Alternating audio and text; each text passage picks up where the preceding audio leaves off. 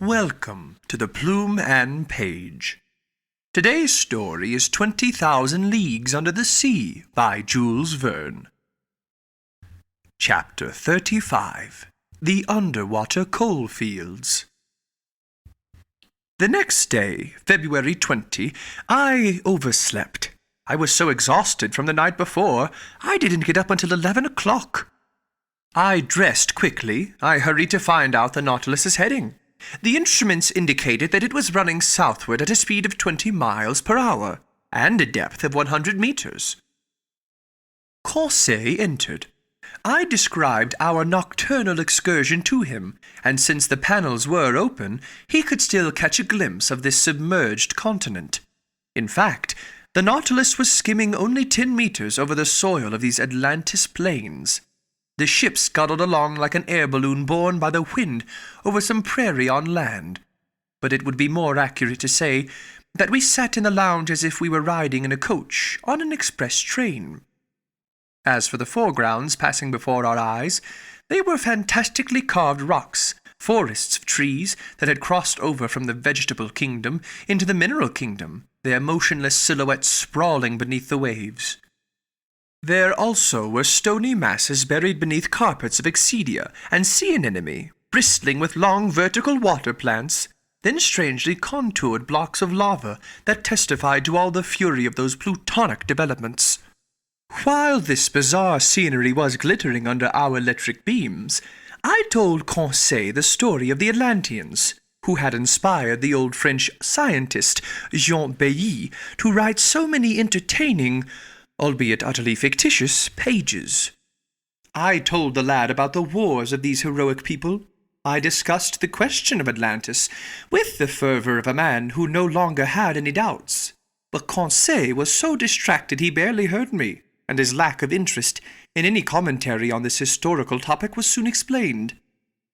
In essence, numerous fish had caught his eye, and when fish pass by, Conseil vanishes into his world of classifying and leaves real life behind.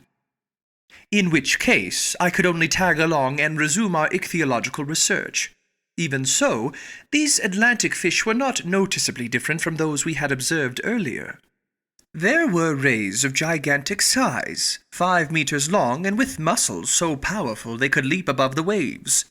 Sharks of various species, including a 15-foot glaucous shark, with sharp triangular teeth, and so transparent it was almost invisible amid the waters. Brown lantern sharks, prism-shaped humatin sharks armored with protuberant hides, sturgeons resembling their relatives in the Mediterranean, trumpet-snouted pipefish a 1.5 feet long, yellowish-brown with small grey fins and no teeth or tongue, unreeling like slim, supple snakes. Among bony fish, Conseil noticed some blackish marlin 3 meters long with a sharp sword jutted from their upper jaw, bright-colored weavers known in Aristotle's day as sea dragons, and whose dorsal stingers make them quite dangerous to pick up. Then dolphin fish with brown backs striped in blue and edged in gold, handsome dorados, moon-like opals that look like azure discs, but which the sun's rays turn into spots of silver. Finally, 8-meter swordfish from the genus Zephyas, swimming in schools, sporting yellowish, sickle-shaped fins and 6-foot broadswords. Stalwart animals, plant-eaters rather than fish-eaters, obeying the tiniest signals from their females, like hen-pecked husbands. But while observing these different specimens of marine fauna, I didn't stop examining the long plains of Atlantis. Sometimes an unpredictable irregularity in the seafloor would force the Nautilus to slow down, and then it would glide into the narrow channels between the hills with the cetacean's dexterity. If the labyrinth became hopelessly tangled, the submersible would rise above it like an airship, and after clearing the obstacle, it would resume its speedy course just a few meters above the ocean floor. It was an enjoyable and impressive way of navigating that did indeed recall the maneuvers of an airship ride, with the major difference that the Nautilus faithfully obeyed the hands of its helmsman. The terrain consisted mostly of thick slime mixed with petrified branches, but it changed little by little near 4 o'clock in the afternoon. It grew rockier and seemed to be strewn with pudding stones and a basaltic gravel called tuff. together with bits of lava and sulphurous obsidian. I expected these long plains to change into mountain regions, and, in fact, as the Nautilus was executing certain turns, I noticed that the southerly horizon was blocked by a high wall that seemed to close off every exit. Its summit obviously poked above the level of the ocean. It had to be a continent, or at least an island, either one of the Canaries or one of the Cape Verde Islands. Our bearings hadn't been marked on the chart, perhaps deliberately, and I had no idea what our position was. In any case, this wall seemed to signal the end of Atlantis, of which, all in all, we had crossed only a small part. Nightfall didn't interrupt my observations. I was left to myself. Conseil had repaired to his cabin. The Nautilus slowed down, hovering above the muddled masses on the seafloor, sometimes grazing them as if wanting to come to rest, sometimes rising unpredictably to the surface of the waves. Then I glimpsed a few bright constellations through the crystal waters, specifically 5 or 6 of those zodiacal stars trailing from the tail end of Orion. I would have stayed longer at my window, marveling at these beauties of sea and sky, but the panels closed. Just then the Nautilus had arrived at the perpendicular face of that high wall. How the ship would maneuver, I hadn't a guess. I repaired to my stateroom. The Nautilus did not stir. I fell asleep with the firm intention of waking up in just a few hours, but it was 8 o'clock the next day when I returned to the lounge. I stared at the pressure gauge. It told me that the Nautilus was afloat on the surface of the ocean. Furthermore, I heard the sound of footsteps on the platform. Yet there were no rolling movements to indicate the presence of waves undulating above me. I climbed as far as the hatch. It was open. But instead of the broad daylight I was expecting, I found that I was surrounded by total darkness. Where were we? Had I been mistaken? Was it still night? No, not one star was twinkling, and nighttime is never so utterly black.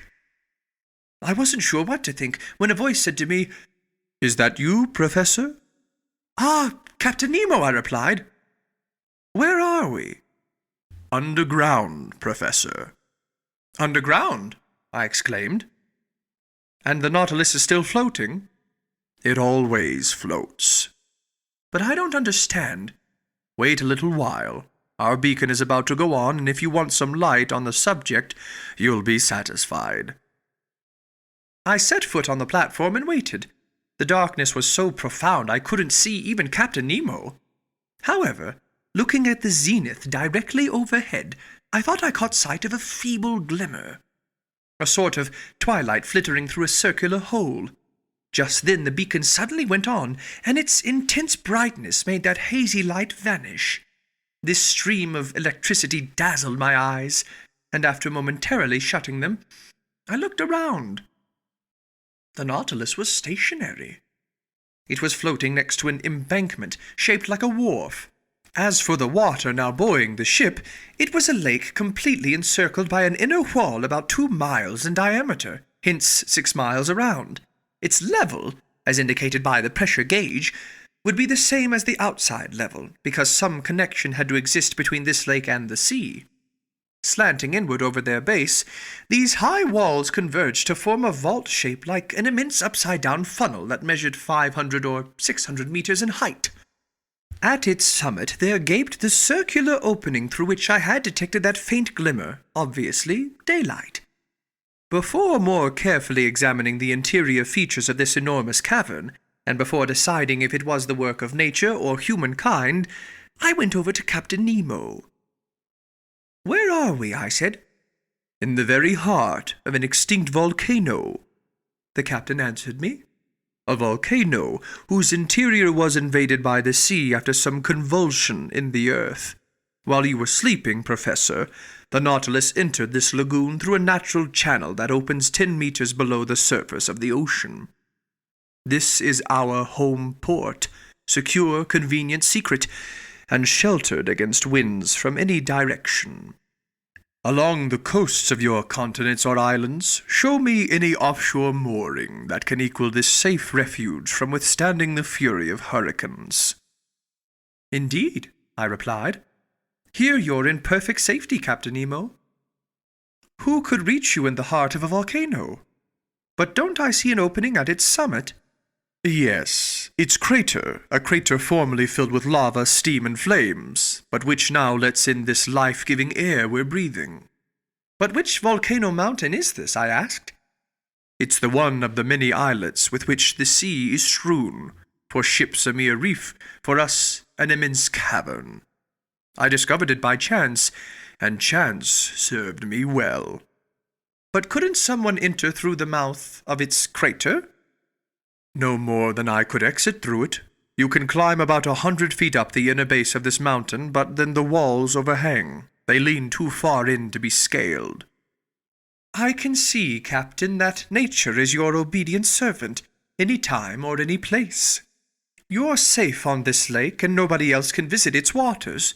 But what's the purpose of this refuge? The Nautilus doesn't need a harbor." "No, Professor. But it needs electricity to run, batteries to generate its electricity, sodium to feed its batteries, coal to make its sodium, and coal fields from which to dig its coal. Now then, right at this spot, the sea covers entire forests that sank underwater in prehistoric times. Today, turned to stone, transformed into carbon fuel, they offer me inexhaustible coal mines." "So, Captain, your men practice the trade of miners here?" "Precisely. These mines extend under the waves like the coal fields at Newcastle. Here, dressed in diving suits, pick and mattock in hand, my men go out and dig this carbon fuel for which I don't need a single mine on land. When I burn this combustible to produce sodium, the smoke escaping from the mountain's crater gives it the appearance of a still active volcano." "And will we see your companions at work?" "No, at least not this time, because I'm eager to continue our underwater tour of the world. Accordingly, I'll rest content with drawing on my reserve stock of sodium. We'll stay here long enough to load it on board. In other words, a single work-day. Then we'll resume our voyage.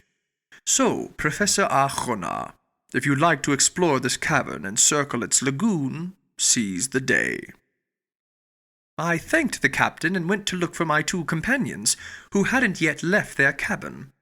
I invited them to follow me, not telling them where we were. They climbed onto the platform. Conseil, whom nothing could startle, saw it as a perfectly natural thing to fall asleep under the waves and wake up under a mountain. But Ned Land had no idea in his head other than to see if this cavern offered some way out. After breakfast, near 10 o'clock, we went down onto the embankment. "So here we are, back on shore," Conseil said. "I'd hardly call this a shore," the Canadian replied. "And besides, we aren't on it, but under it." A sandy beach unfolded before us, measuring 500 feet at its widest point, between the waters of the lake and the foot of the mountain's walls. Via this strand you could easily circle the lake, but the base of these high walls consisted of broken soil over which there lay picturesque piles of volcanic blocks and enormous pumice stones. All these crumbling masses were covered with an enamel polished by the action of underground fires, and they glistened under the steam of electric light from our beacon. Stirred up by our footsteps, the mica-rich dust on this beach flew into the air like a cloud of sparks. The ground rose appreciably as it moved away from the sand flats by the waves, and we soon arrived at some long, winding gradients, genuinely steep paths that allowed us to climb little by little.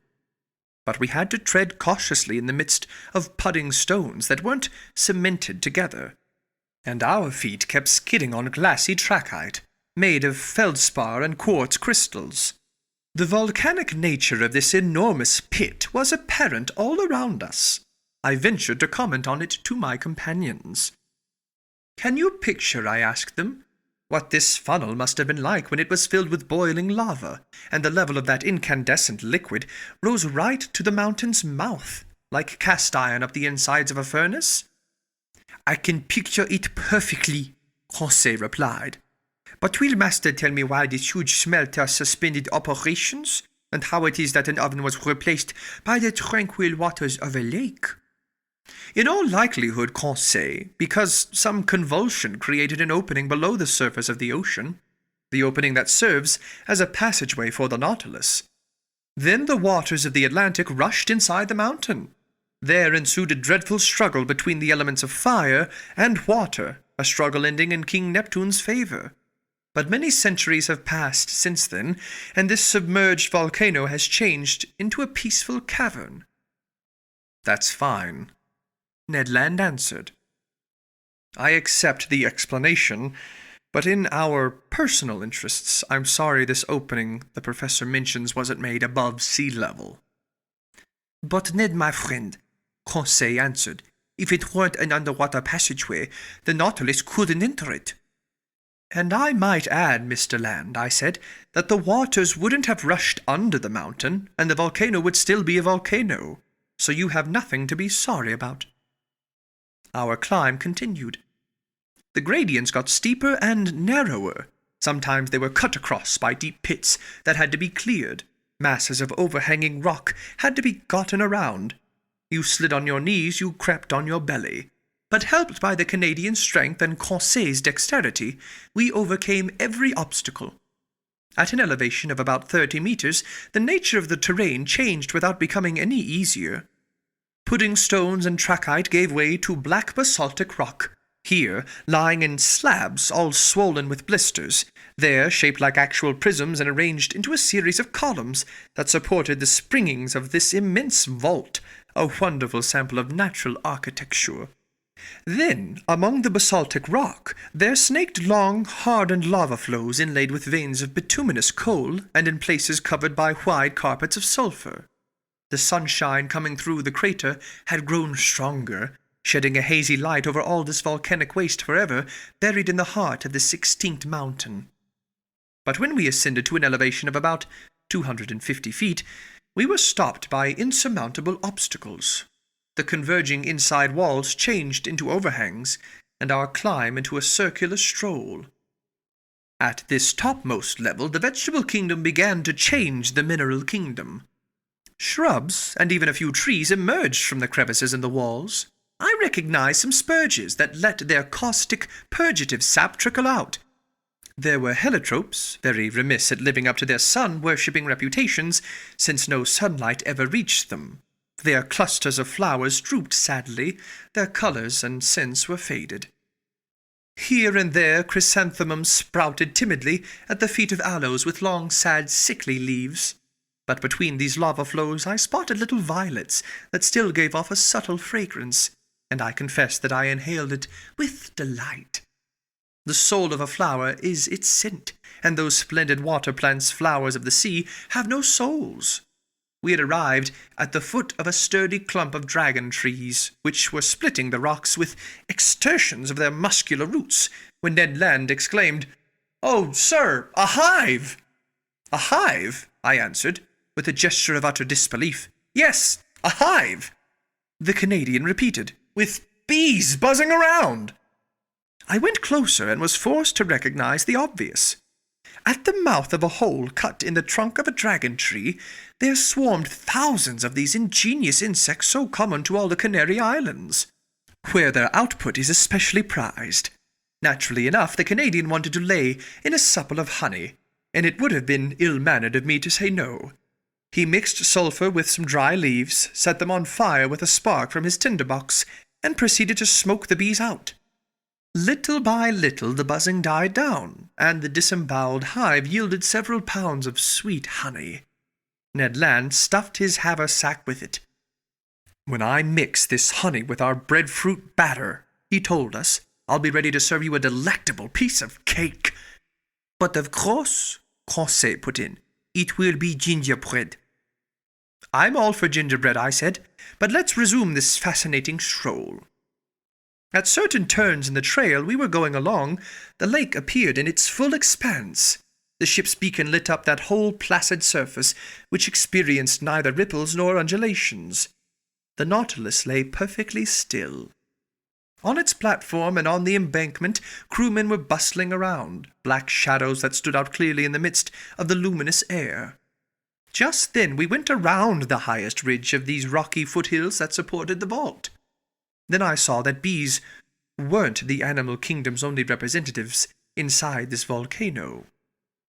Here and in the shadows, birds of prey soared and whirled, flying away from nests perched on the tips of rock. There were sparrow hawks with white bellies and screeching kestrels. With all the speed their sylph-like legs could muster, fine fat bustards scampered over the slopes. I'll let the reader decide whether the Canadian's appetite was aroused by the sight of this tasty game, and whether he regretted having no rifle in his hands. He tried to make stones do the work of bullets, and after several fruitless attempts he managed to wound one of these magnificent bustards. To say he risked his life 20 times in order to capture this bird is simply the unadulterated truth. But he fared so well, the animal went into his sack to join the honeycombs. By then we were forced to go back down to the beach, because the ridge had become impossible. Above us, the yawning crater looked like the wide mouth of a well. From where we stood, the sky was pretty easy to see, and I watched clouds race by, dishevelled by the west wind, letting tatters of mist trail over the mountain's summit. Proof positive that those clouds kept at a moderate altitude, because this volcano didn't rise more than 1,800 feet above the level of the ocean. Half an hour after the Canadian's latest exploits, we were back on the inner beach. There the local flora was represented by a wide carpet of samphire, a small umbelliferous plant that keeps quite nicely, which also boasts the names glasswort, saxifrage, and sea fennel. Conseil picked a couple bunches. As for the local fauna, it included thousands of crustaceans of every type: lobsters, hermit crabs, prawns, missid shrimps, daddy-long-legs, rock crabs, and a prodigious number of seashells, such as cowries, murex snails, and limpets. In this locality there gaped the mouth of a magnificent cave. My companions and I took great pleasure in stretching out on its fine-grained sand. Fire had polished the sparkling enamel of its inner walls, sprinkled all over with mica-rich dust. Ned Land tapped these walls and tried to probe their thickness. I couldn't help smiling. Our conversation then turned to his everlasting escape plans, and without going too far, I felt I could offer him this hope.